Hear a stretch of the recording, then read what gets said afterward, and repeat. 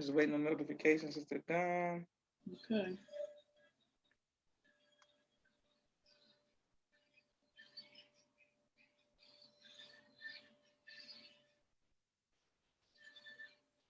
Okay, perfect. And we are live. I want to thank everyone for tuning in to a very special edition of Off the Record on the People's Podcast this afternoon. We have an incredible guest with us, one who is going to give us some information as well as some inspiration, and that is none other than Sister Dawn Muhammad of Newark, New Jersey. Assalamu alaikum, ma'am. Wa alaikum salam. How are you doing today, ma'am?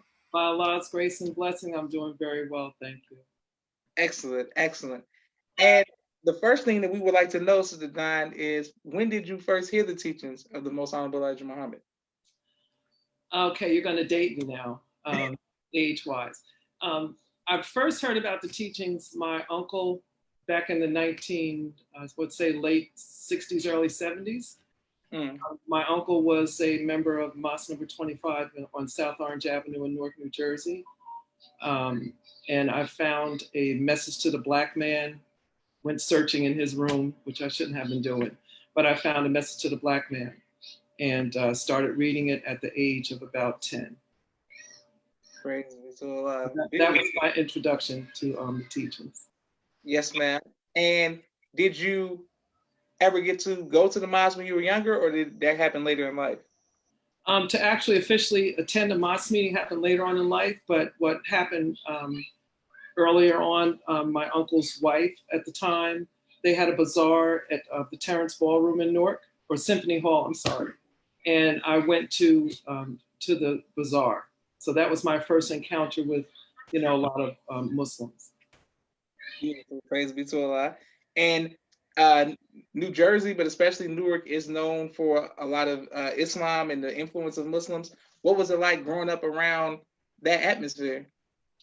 Well, I didn't actually grow up in Newark. I grew up in a suburb of Newark in Montclair.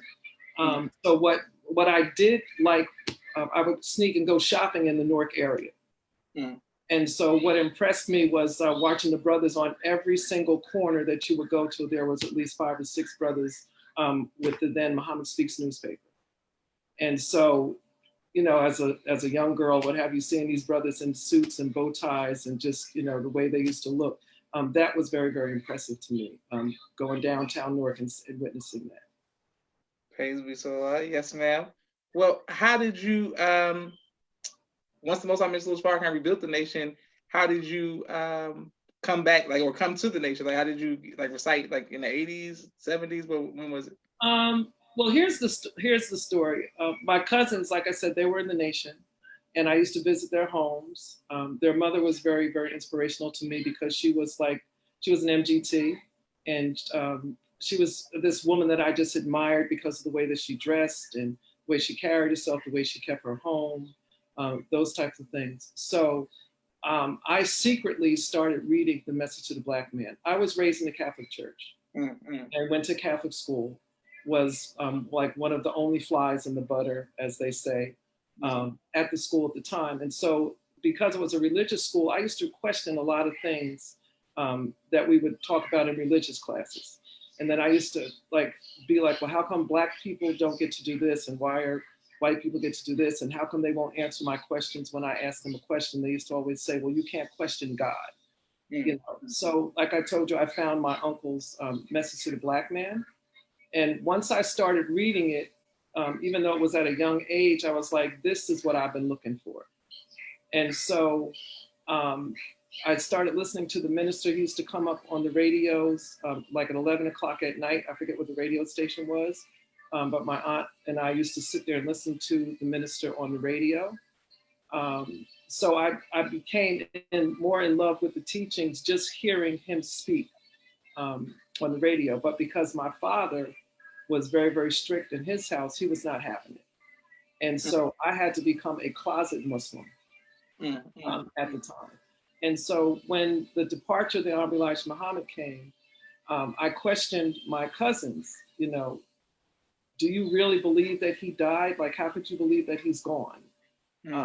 And they were like, they gave me all these reasonings and what have you. And because of certain things that I had read in Message to the Black Man, I just never, ever believed that the Most Honorable Elijah Muhammad had actually died. So when the minister came to Madison Square Garden with Wallace Muhammad at the time, and he made his speech, the way he was speaking and the things he was saying, I didn't believe then. I said to myself, I said, I don't believe that the minister believes what he's saying. Yeah, it's this really how I felt. And I said, and until he comes back to the teachings of the Honorable Elijah Muhammad the way they were, I'm going to just leave Islam alone. And so, and that's basically what I did. I had named myself Aisha Shante Ali, going to this Catholic school, and with all these Caucasian friends and what have you. Yes, ma'am. And so when the minister came back, I was listening to the radio again. Brother Kareem, he was Brother Linward X at the time. Yes, he was putting on speeches of the minister every Sunday. And so I was recording those speeches. And finally, I called the telephone number where it said, if you want to know more about, how to become a member of the Nation of Islam, contact us at this number. So I called that number. And Brother Kareem invited me down to his house that night to come and talk to him. And so that was my introduction into coming into the nation for this dispensation right here. Praise be to Allah. And I want to make sure that I thank you on behalf of myself, my family, and the viewing audience of the People's Podcast for your sacrifice and the sacrifice of your family, for we stand on you all's shoulders and sacrifices. Praise be to Allah. All praises to Allah. Yes, sir. Yes, ma'am. So when you come into the mosque in such an early time period, what are the laborers like? What's the who trains you? Like what is it like for us back then? Brother Joshua, that's a very, very good question. When I came into the nation, I had no idea that there were titles. I didn't know that there were, I knew there was a minister, but I didn't know there were captains and secretaries and lieutenants and things of that nature. So all that was foreign to me. I was just excited, minister is back, I get to hear the name Farrakhan again, and be a part of, doing what he's doing. So we were all meeting in homes at the time. Brother Kareem invited us to come and sit in his house and have study groups. And we had study groups throughout the areas. I came in under who you all know right now is Brother Abdul Qadir Muhammad down in Washington, D.C. But he was Anthony, I think it was Anthony 3X. And so we met at his house, once we got to Brother Kareem's house, and he said, okay, this is where you go in your area. So in East Orange on South Orange Avenue, Brother Qadir had about 5 or 6 people in his living room who would come every single Sunday, and we would just have a study group. So the camaraderie was a little different because we were all young. I must have been about 19. Brother Qadir might have been about 3 or 4 years older than me. So none of us in his particular study group were older than 25 years old. And so you had like maybe 3 brothers selling at the time Final Call newspapers. And you had us all scrambling together to get, our charities up. Well, we don't want to just give the minister $50. Let's give him 60. So it was a different kind of a flow, a different kind of a feel. So like I said, I became captain when Brother Kareem, I sold my first outfit, went out and bought a sewing machine, didn't know the first thing about making a headpiece or what have you, but I made a headpiece. And Brother Kareem said to me, I want to make you the captain of Brother Qadir's study group. And so I was like, well, what is a captain? I had no idea what a captain was. So he says, you're going to be in charge of the sisters. And there were only about 5 sisters at the time. So we just studied at a Message to the Black Man. I didn't have any formal training. Got together at some point with a sister who we know as Sister Aisha. Now she was Sister Tony. She was the MGT captain in Plainfield. Sister Tony and I at the time got together. We were told we had to write a report to the minister. So we made up all these reports of what we were doing with the sisters, as far as cooking and things of that nature. And we actually put together some of those things that are in the MGT Femininity book. Some of those things are things that Sister Aisha and myself put together in formulation of, you know, how the sisters should act based on some old lessons that we had found and put together. So it was a process of on-the-job training, as they say. Praise be to Allah. Yes, sir. Excellent. And both of my sisters are saying assalamu alaikum to you. Thank Well, everyone who is watching the People's Podcast. I had to edit the caption. I didn't know that you were the captain, Sister Don. I didn't know that. Yes, ma'am. And Sister Aisha, Kay says that you make the best bean pie. Praise be to Allah. All praises due to Allah. And I learned how to make one of the best bean pies from Brother Linward, Brother Kareem's wife, Sister Rosemary Cathcart.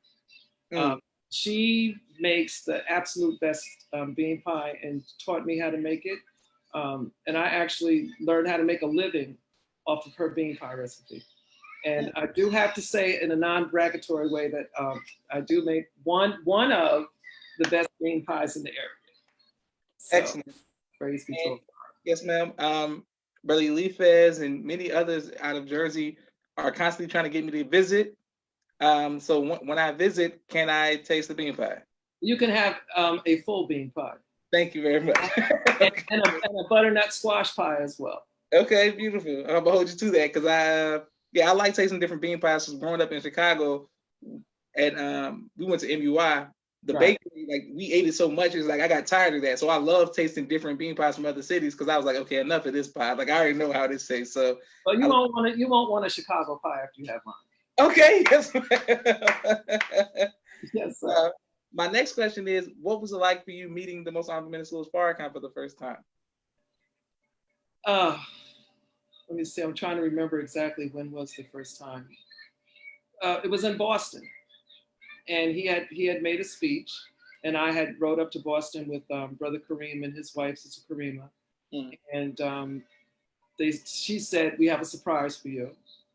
And so I couldn't even imagine what it was. And at the time, it was Sister Doris, who was the captain over the study group in the area of Boston. And so we went to her house, and I came in the living room and sat down, and the minister was sitting there. And I didn't have anything to say. As a matter of fact, I had my camera, and I took my camera out and asked him, would I be able to take a picture? And he said, yes. I took a picture, and then I just sat there staring at him and just smiling. You know, he gave me the greetings. I gave him the greetings back.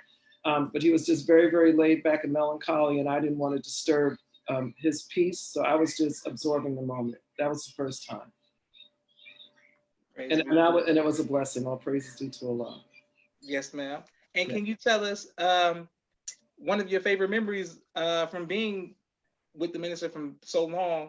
How did you know, when did you know that he was more than just a speaker or someone that you know you felt that was divinely guided? When did you know that? I would say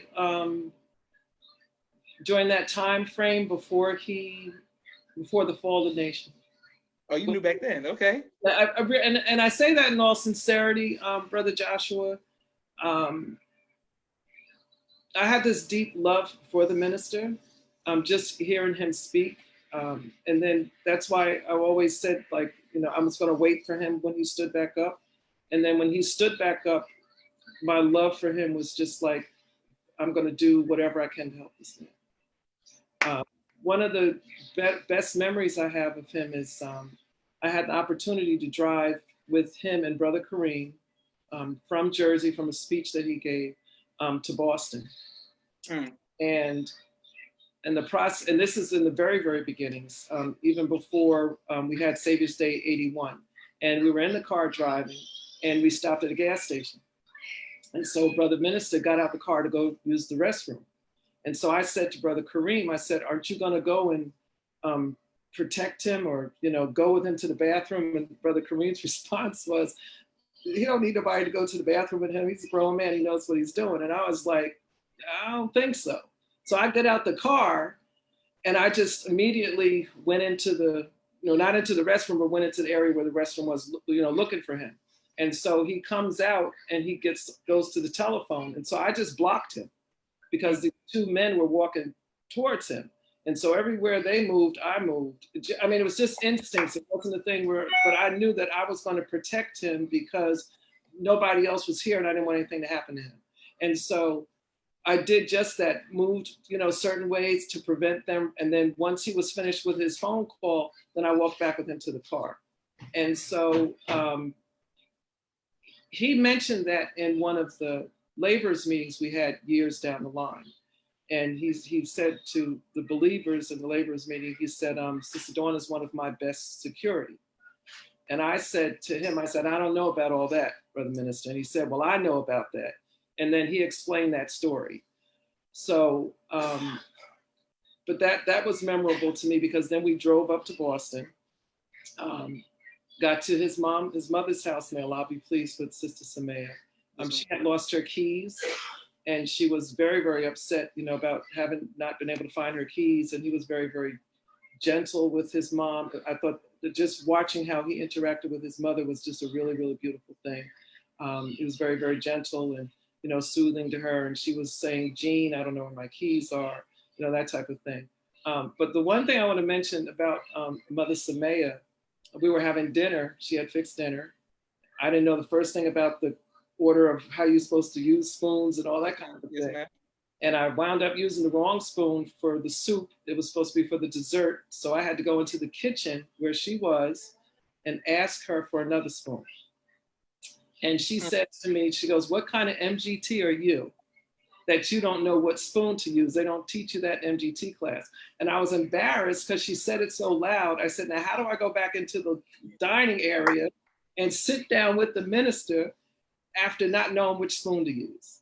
And so I went back in and he just gave me this look like, don't worry about it. That's my mom, So needless to say, he did find her keys and everything was okay. And we rode back to Jersey. And what's so beautiful about this part of the trip was he and Brother Kareem were doing a lot of talking.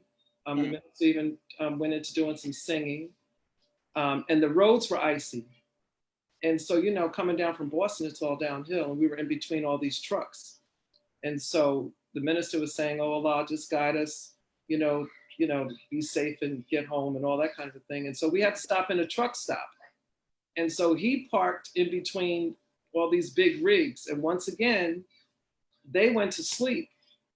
But I said, now, if all of us go to sleep, who's going to protect the minister if something happens? And so I stayed awake by the grace of Allah to look after the minister while he and Brother Kareem slept so that we can take the trip. So that was my first time traveling with him alone.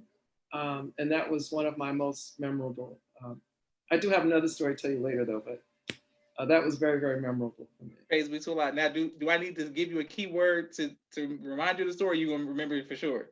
I'll remember it for sure. If you just say security at the airport. Okay, yes, ma'am. Got it. We got it locked in.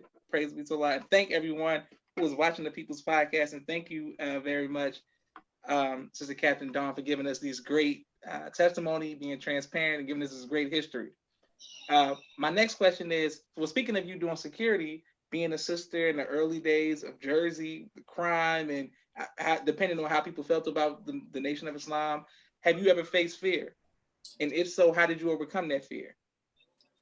Well, I got to tell you, when the minister first came back, that was one of the bigger things, is that they wanted to kill him. That was just what was an actual fact and what was known. And especially in the Newark area. When the minister came to Newark, we put up flyers and people were snatching flyers down. And so we already, at that time, we knew that it was a very, very hostile environment and that we were going to have to fight. Now, I'm this girl from this town called Montclair. I don't know the first thing about, the city life and all that kind of a thing. But I had it in me because of how I loved him and because of the group of sisters that we were around. We were all very young. We already had it in our minds, and we kept saying to each other, we're going to kill for this man.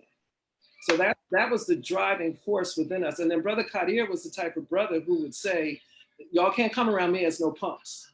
He, you know, sisters. I mean, people think that Brother Kadir is harsh and all that, but he formulated us to have a non-fear factor. He formulated us to just, you know, if you're coming in here, you come in here to die, you know, because we're dying and we're fighting for the truth. And if that's not what you want, then you can't stay here. And so that was like a buildup for us. So we knew when minister coming to our city or coming to the New York area, we was gonna have to, if it was necessary, we was gonna have to throw down. And if you didn't like that, then you couldn't be around us. And I would teach the sisters, we don't need no punks here. So if you want to stay home, watch your babies, and you do that. But the rest of us, you may not come home tonight. And so you got to thank Allah much for the fact that you was there to protect the minister.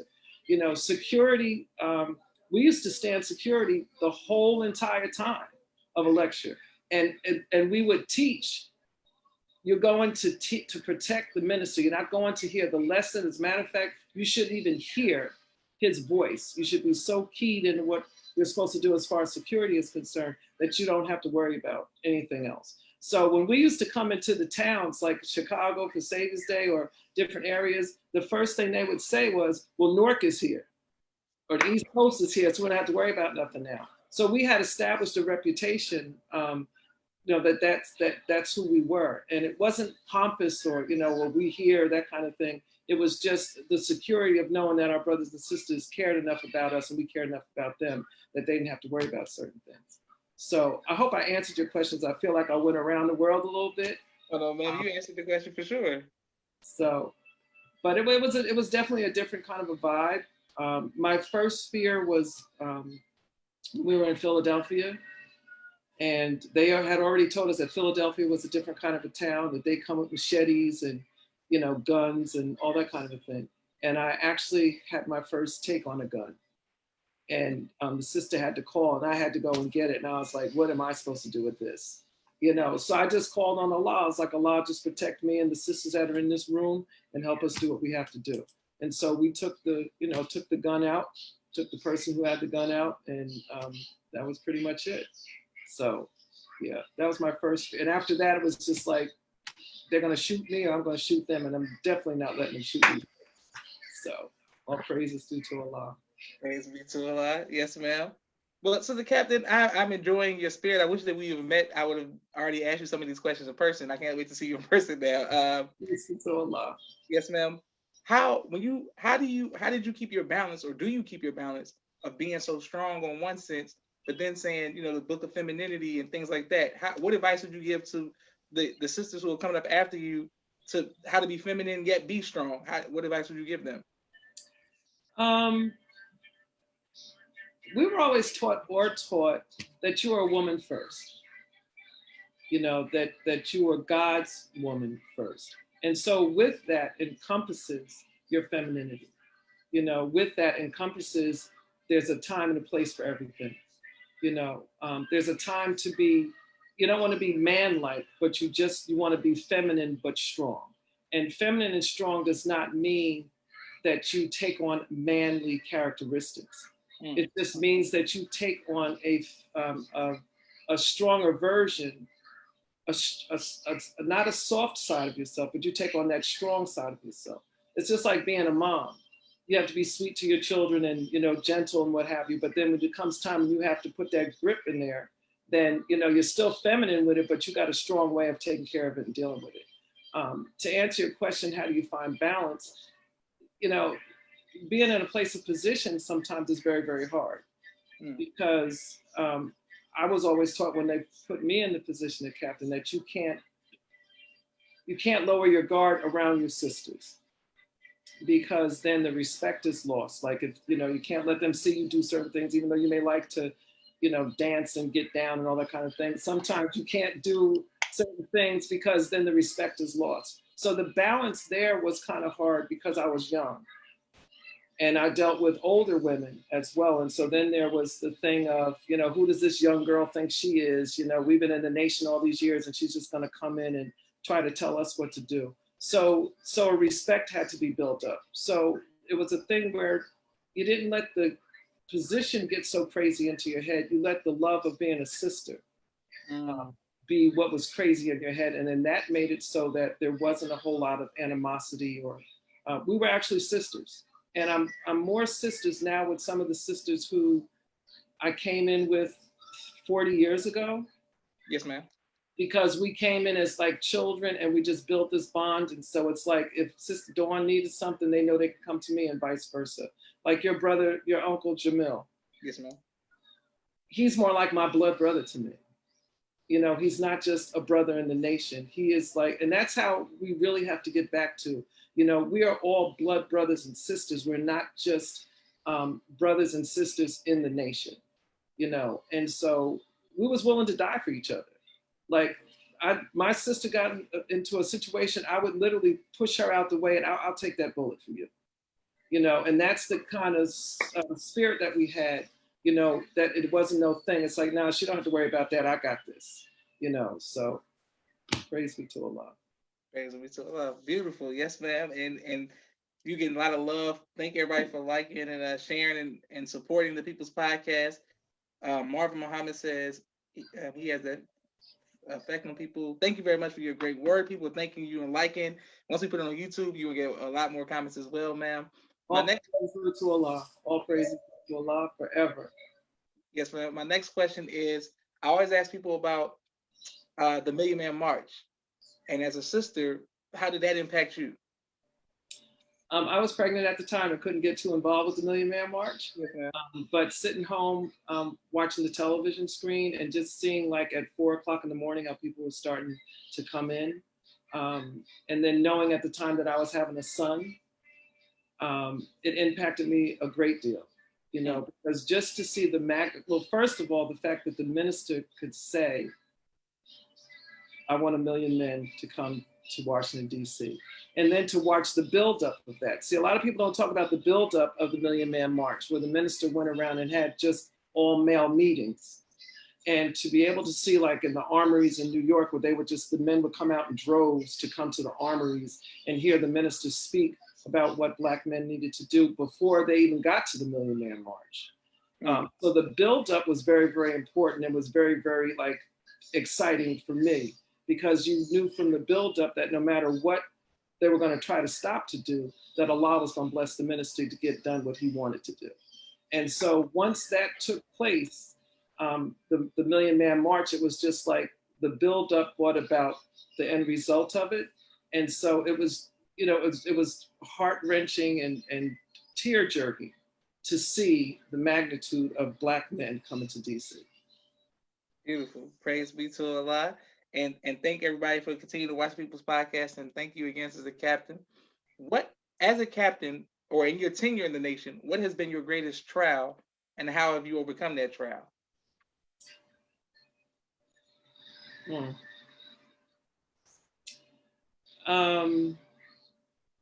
I would say envy and jealousy is a big trial for anyone in positions. Being talked about and your character being vilified, but then you having to have enough faith and trust in Allah and a love for the sisterhood and the nation that you really try your best to push that to the side and to move forward in spite of coming home and going into your room and crying. And then asking yourself, do I really want to do this? Or is this really worth it to have to deal with this kind of stuff? And then Allah saying, are you doing it for me, or are you doing it for yourself? Are you trying to help my minister, or is it to get glory for yourself? And so envy and jealousy is one of those things. That was very, very hard. And just trying to stay on the right course. You know, being in a battle of, you know, wanting maybe to do certain things, but then saying, no, you got to stay on the right course. You know, you just got to, you know, stay the course. Me personally, one of the things that happened was that I wound up doing time, because I wound up going beyond what I was supposed to do in a courtship.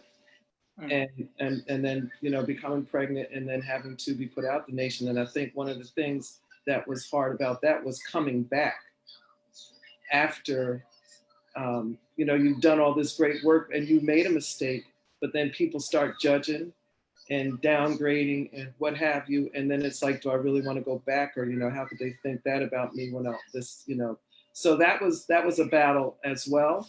And that's another topic subject altogether different. But I have to say that by Allah's grace, blessing, and mercy, that it made me non-judgmental to be able to have sympathy towards others who get put out, or you don't know circumstances of what people will do, the things that they do. And so it was a humbling experience. I'll put it that way. Praise be to Allah. Yes, ma'am.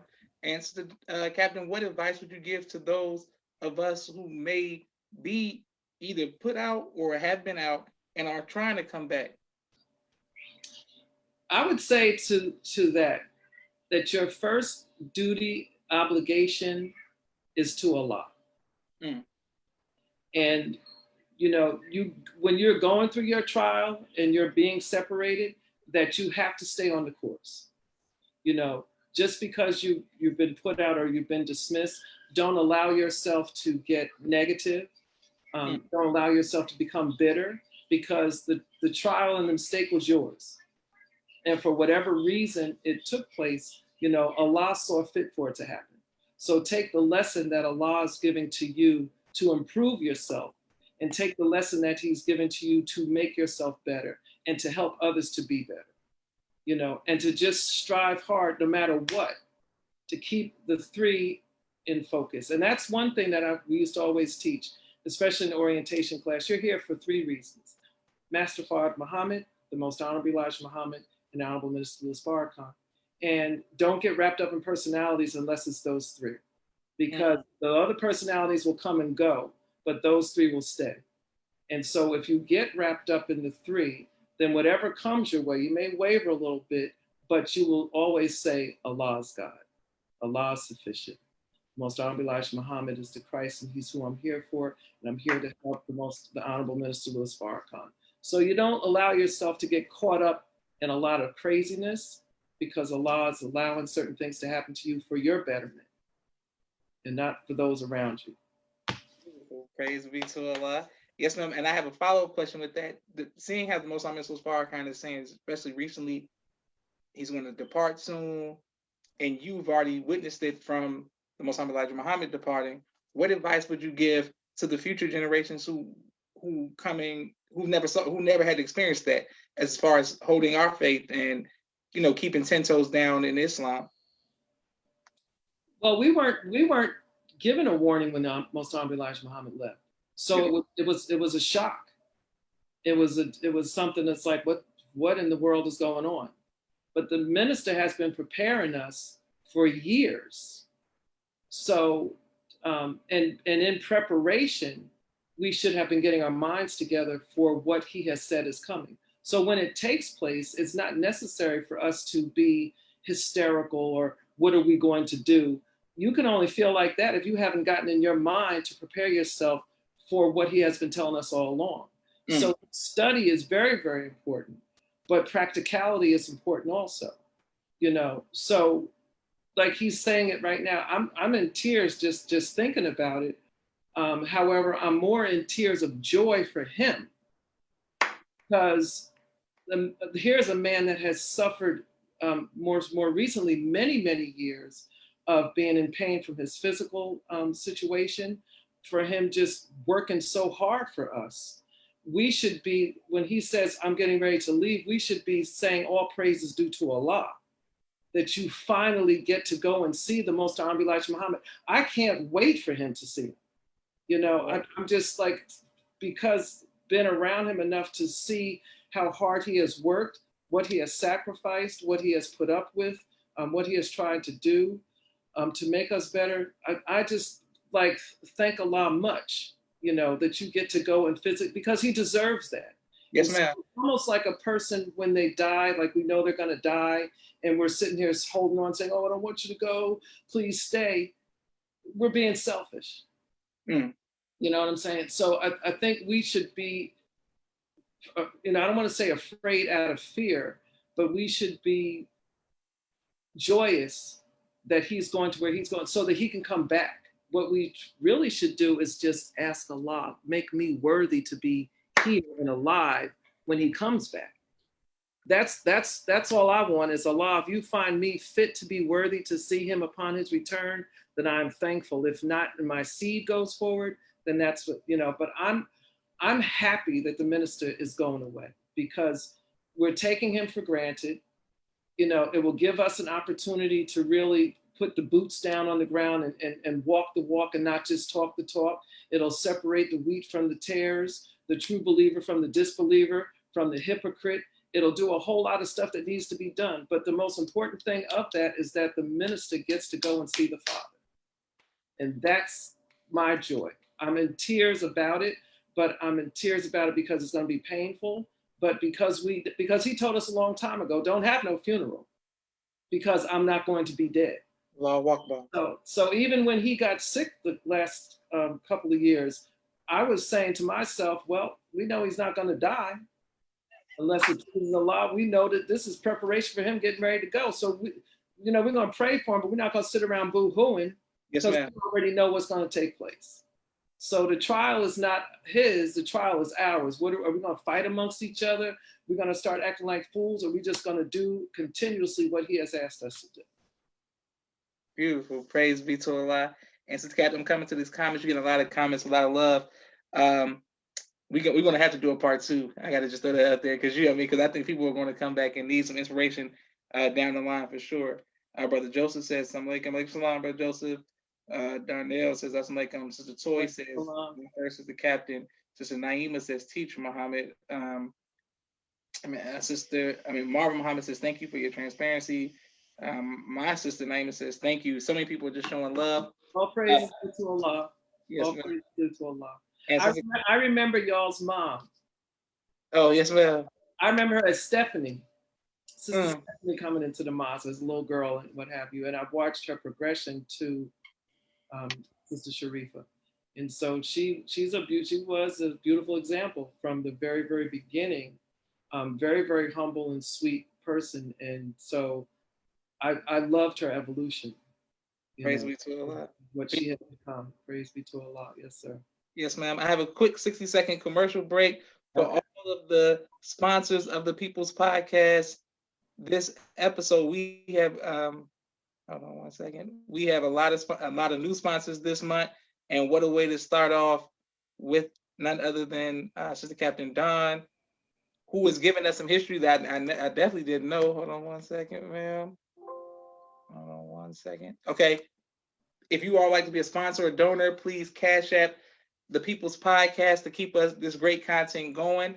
My brother Rashad, Street Premiere Media Production. He has a 4K camera and a drone. He does television and film editing. Thank you very much. My sister Miriam, ABC I Love Me children's book and coloring book, both of which are on Amazon. Make sure we'll go out and get that. My sister Naima, she teaches ballet virtually to young girls all across the country. Stay on Point Dance Academy, LLC. We love our tiny dancers. Thank you very much, Sister Naima. Nation Auto Sales, LLC, out of St. Louis, Missouri. Our brother does a great job of shipping cars and trucks all across the country, as well as Engineers of Tomorrow, LLC. This is a STEM preschool out of Dallas, Texas, where they're making young king, queens, and gods in Dallas, Texas. Thank you very much. MTS Car Bros, any make, any model, any year, 30 to 50% off out of Los Angeles. They'll ship cars and trucks to you everywhere out of Los Angeles. Brother Kenneth, bow tie maker extraordinaire. He'll send bow ties to you all across the country. If you need some bow ties, make sure you reach out to Brother Kenneth. Hip Hop Detox, they have a holistic approach to teaching self-esteem and confidence to young people in the high schools, middle schools, all across the country. Hip Hop Detox. Our sister Latasha Muhammad, Queen is I Apparel, out of Indianapolis. Make sure we support our sister, Queen is I Apparel, out of Indianapolis. Boom, just like that. We also have CBD Mom, Kanika Yakub. She does a great job of selling the CBD infused self-care line. Thank you very much, Kanika, for your CD Mom. If you all have any needs, make sure we reach out to her. Kanika, thank you very much. My Letter A by Sister Landra L. Muhammad. thank you very much for her children's book. She has a new children's book. It's on the market. Make sure we support our sister, My Letter A by Landra L. Muhammad. Dr. Henry M. Carter, King Henry's Turkey Legs right here in Atlanta, Georgia. If you need some turkey legs, make sure you get that. I'm coming right back to our sister Captain, Brother Rashad Muhammad, COVID-19 disinfecting cleaning services out of Chicago, Illinois. Make sure you reach out to him. My father's book, A Soldier in the Movement of Christ, AbdulSharif.com. And last but not least, my two books, Cleopatra, which is a children's book, and No Father, No Excuse, which is on Amazon as well. I thank you all for your continued sponsorship and donations to keep the People's Podcast going. All right, Sister Captain, we're right back to you. What has been your greatest joy in your tenure in the nation? My greatest joy is to be in the nation. I don't know any other love that I have received from my Muslim nation family. So, I mean, as far back as, like I said, 40 years ago, I have some of the same love for people that were there 40 years ago, to new sisters from all over the country. That's my gratitude, is to have such a big, large, extended family, and to be recognized as a sister when I see these people, when I see these brothers and sisters, and just grateful to be a Muslim follower of the Most Honorable Elijah Muhammad under the Honorable Minister Louis Farrakhan. That really is my greatest joy. Beautiful. Praise be to Allah. What advice would you give to future wives? Patience. But seriously, my advice to future wives is to know yourself. To know yourself, to love yourself, and to be yourself. And to just really put Allah first.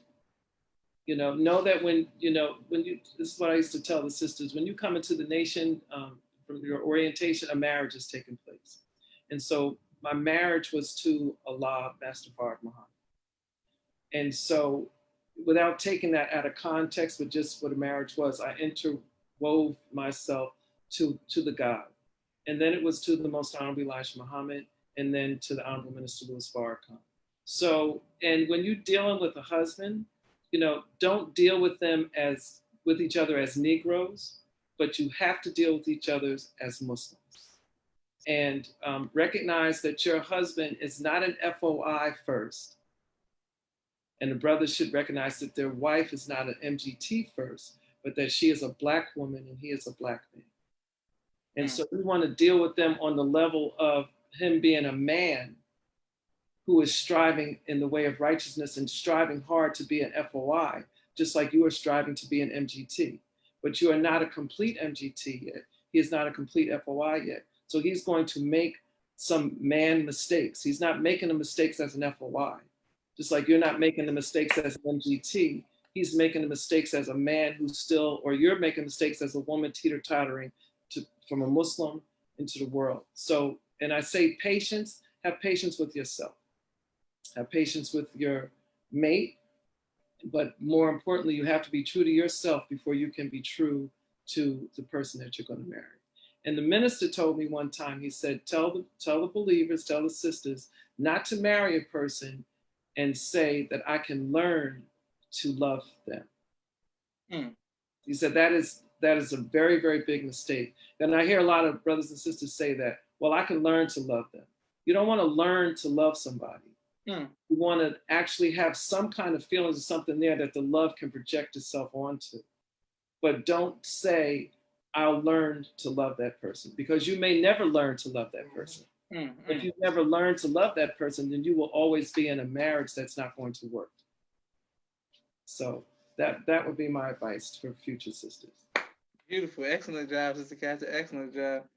And Stephen Wayne says, all praise due to Allah. Beautiful teaching. And thank everyone for watching the People's Podcast. My next question for you, ma'am, is what advice would you give to future mothers? Patience.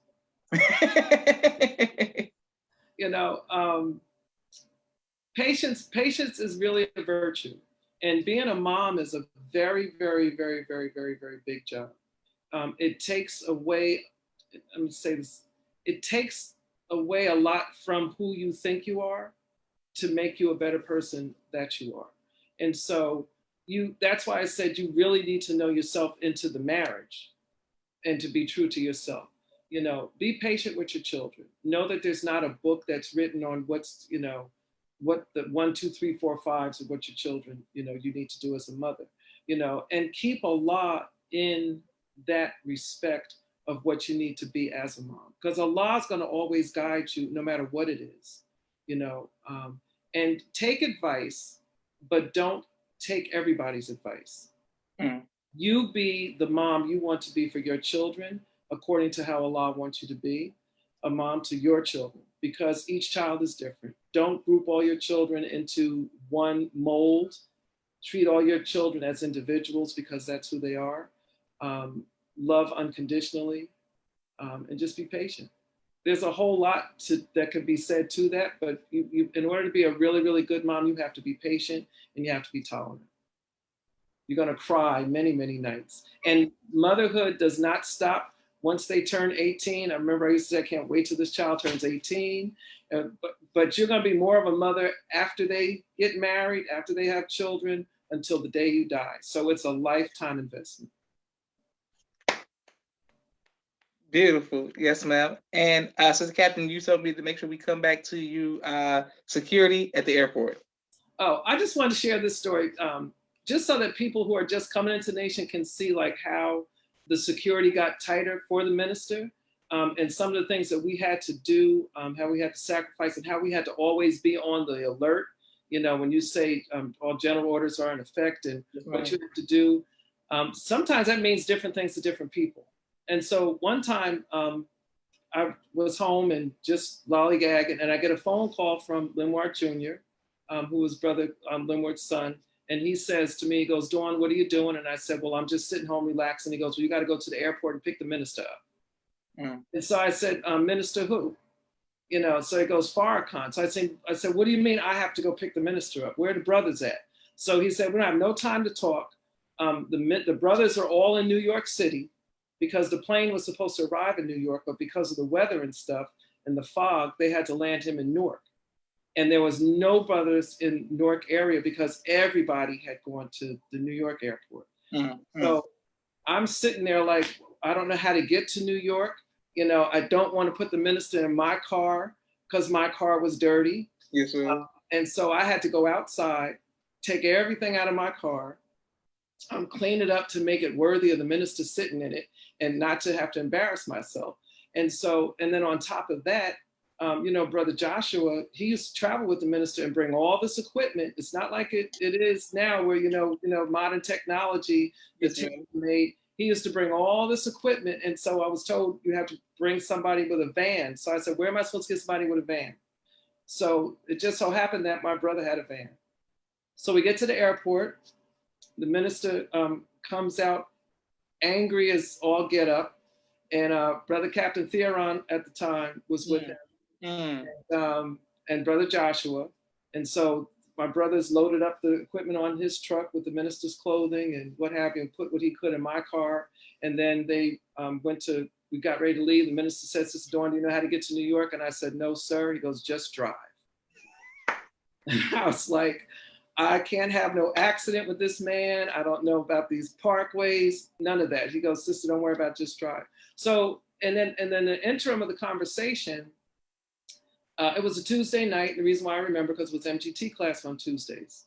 And so he says, if you're here picking me up at the airport, who's watching the sisters? And I said, well, Brother Minister, we have sisters trained up to take care of what needs to be taken care of. So if I'm not there, it's okay. And so he said, all right, that's fine. So a question was brought up to, I forget exactly how he put it, but the answer that I gave to him was, as long as I can just be a Muslim, I'm not worried about the titles. He goes, well, and I said, I don't care about the title. All I want is for Allah to make me a Muslim. So he made reference to Brother Theron because I don't know what was going on with that. You know, see, Brother Theron, everybody is not concerned about a title. Mm, mm, And so we wound up getting to New York.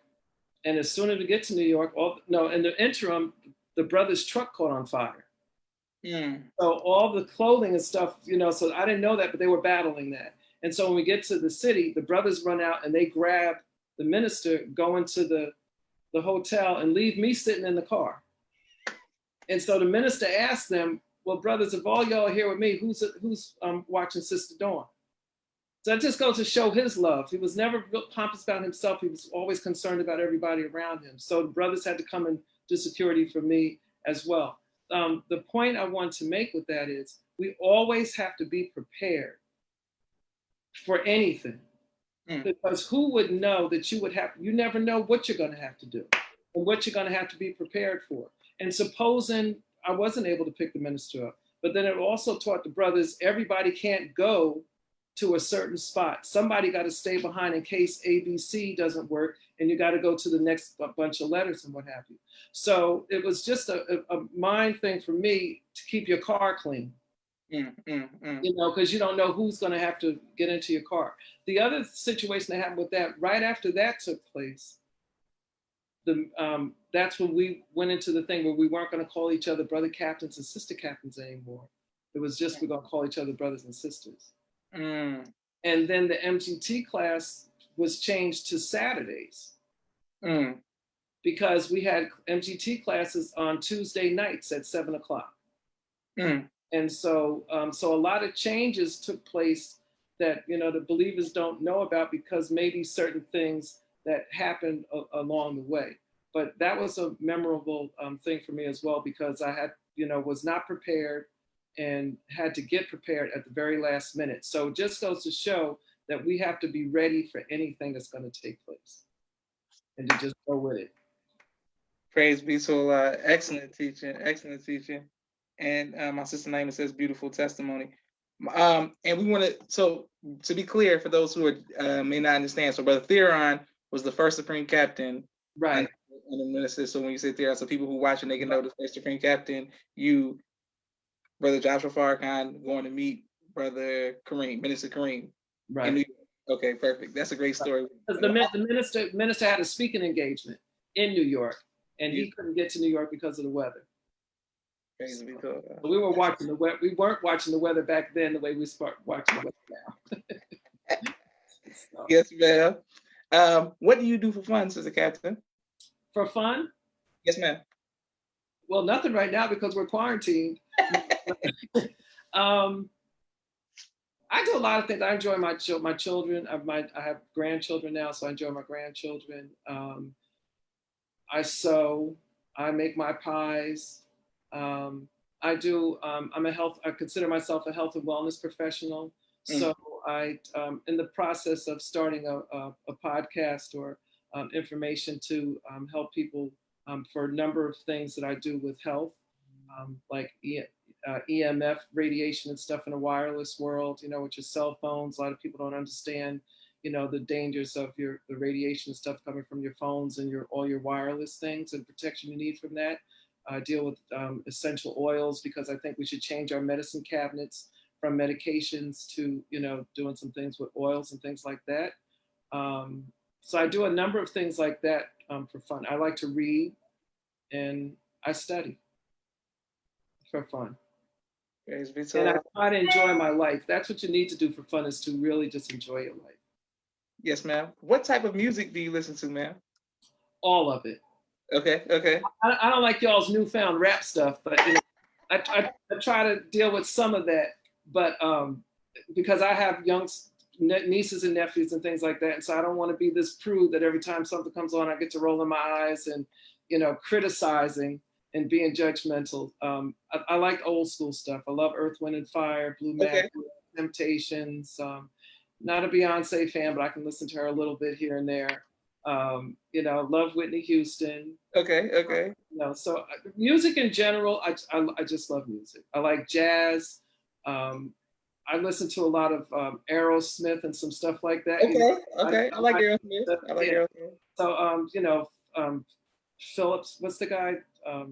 Anyway, I can't think of his name right now, but I listen to him too. So, Yes, and ma'am. I love the Minister's soundtrack. Beautiful. Yes, ma'am. Yeah.